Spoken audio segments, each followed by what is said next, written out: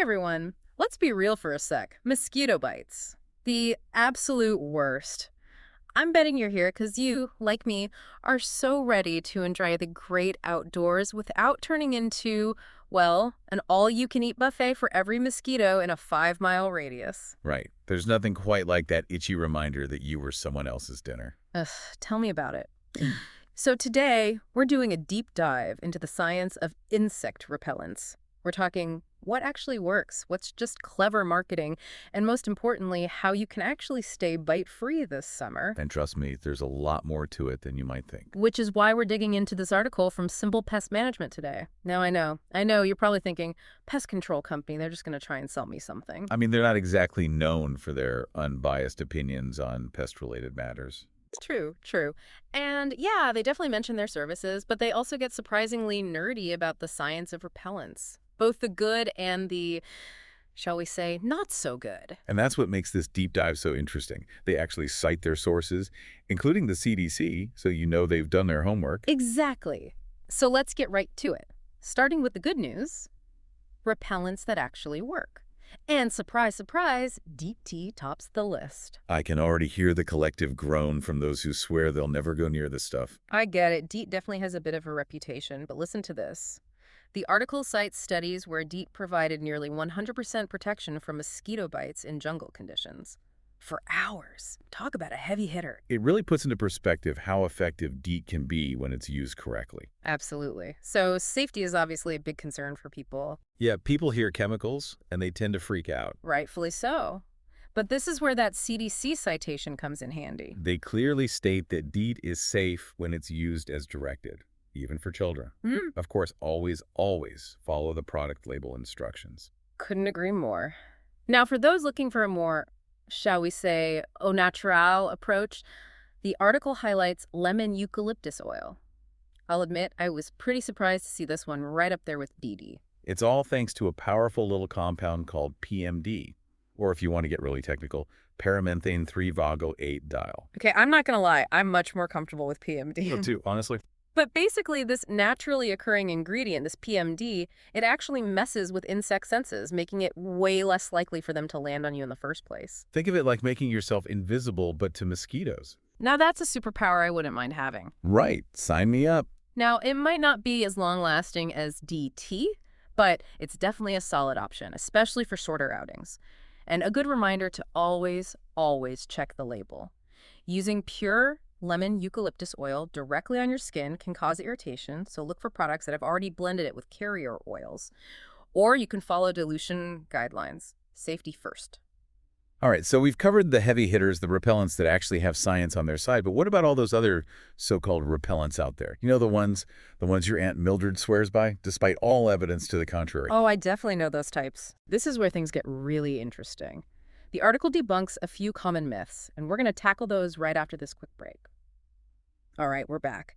And before the break, we were talking about those so-called repellents that seem to get passed down like family heirlooms. You know, the ones that have been around forever but don't actually seem to work. Exactly. And one of the biggest culprits the article calls out is citronella. Ah, citronella, the OG mosquito repellent myth. I used to think those candles were magic. Light a little flame, enjoy the, let's call it a unique scent, and boom, mosquito's gone. Right. If only it were that simple. But alas, I was basically just creating a mosquito disco. Pretty much. See, citronella does have some compounds that insects find, well, not exactly appealing. But the science is pretty clear. Its effectiveness, extremely limited. So I might as well have been lighting scented candles for the mosquitoes. It might offer a very temporary masking effect, but it's not going to do much to actually prevent those bites. Okay, good to know. So citronella candles, more ambiance than actual protection. Got it. What about those wristbands they sell? You know, the ones that promise to, and I'm quoting here, repel mosquitoes naturally. Oh, yeah, those things. Unfortunately, they also fall into the myth category. It gears. There's just no scientific evidence to back up those claims. And it's the same story with those old wives' tales like taking vitamin B or even, get this, eating garlic. Wait, people really believe that eating garlic keeps mosquitoes away? Oh, you'd be surprised. It's a surprisingly common belief. Wow. And look, I get it. Garlic does have that compound, align, which in its concentrated form can actually have some repellent properties. Okay, so there's a reason for the myth? Kind of, but here's the catch. You would have to consume a truly heroic amount of garlic to actually have any noticeable effect on mosquitoes. So unless you're planning on smelling like a whole Italian restaurant, it's probably not the most practical solution. And let's be honest, you might end up repelling more than just mosquitoes at that point. Yeah, I can imagine. Speaking of potentially effective, but maybe not ideal solutions, the article also touches on yard treatments. Here we go, the big guns. Now, I know what you're thinking. Insecticides. But before we write them off entirely, let's hear what the article has to say. Right, because it's important to remember that these treatments are often a last resort. While they can definitely be helpful in situations with large mosquito populations, they do come with some important considerations. Right, like the potential impact on, well, everything else. Exactly. The article makes it very clear that those sprays aren't exactly great news for our furry friends or for beneficial insects, or even for us if we're not careful. Definitely something to keep in mind. Absolutely. The article emphasizes, like really emphasizes, following those instructions and using these treatments strategically and, of course, safely. So it's not just a free-for-all spraying spree. Definitely not. It's about being smart about it. Makes sense. But here's the thing. It's not just about what you spray, right? This article also goes into some fascinating factors that affect how well a repellent actually works. And it's not just the obvious stuff like, oh, remember to reapply. It's about understanding how our behavior, even the environment, can actually play a role. It's true. It's like they say, knowledge is power, especially when it comes to outsmarting those pesky mosquitoes. So give us the inside scoop. What are these secret factors? Well, for example, if you're someone who sweats a lot, like really sweats, you might find that your repellent wears off a bit faster. Oh, that makes sense. The more you sweat, the quicker it loses its effectiveness. Exactly. So it's not just about the repellent itself. It's also about how we use it and being mindful of those factors that might affect its staying power. Okay, that's actually really helpful. Now I'm starting to think strategically about my mosquito defense plan. That's what we like to hear. And speaking of strategic, I got to ask about this one. The article mentioned tonic water as a potential repellent. Oh, right. The tonic water thing.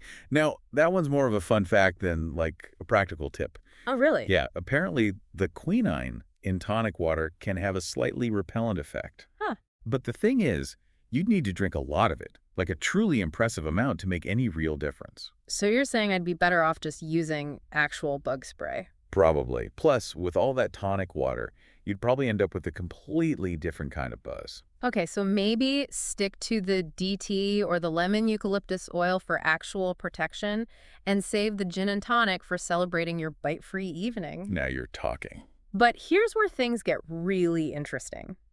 The article wraps up with a pretty bold statement. They basically claim that even the best repellents are just a Band-Aid solution. It's true, they do kind of go there. Now, it's important to remember this is a pest control company we're talking about, so they definitely have a vested interest in promoting their services. Right, always got to keep that in mind. But putting that aside for a second, I do think they raise a valid point. So it's like they're saying don't just swat at the symptoms, address the source of the problem. Exactly.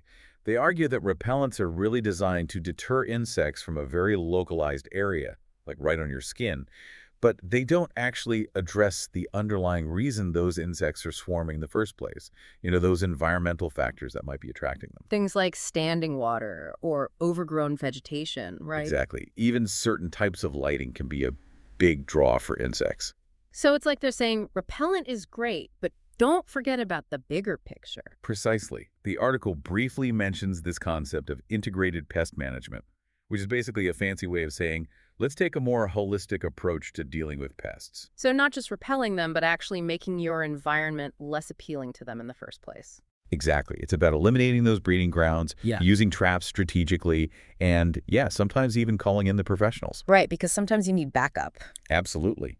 But I think the big takeaway here is to think beyond just repellents and consider all the factors that might be contributing to your bug problem. So it's like a multi-pronged defense strategy. I like it. Exactly. Be informed, be prepared, and maybe even get a little creative. Great advice. All right, we're going to take another quick break, but we'll be right back to wrap things up. And we're back. So before the break, we were talking about this idea of integrated pest management, and I gotta say, I'm kind of intrigued. Yeah, it's definitely a different way of thinking about pest control. It's not just about the quick fix. It's about really understanding the problem and tackling it from multiple angles. Exactly, and I think that's a good reminder for all of us, right? Whether it's mosquitoes or any other challenge we're facing, sometimes we just need to take a step back and look at the bigger picture. 100%.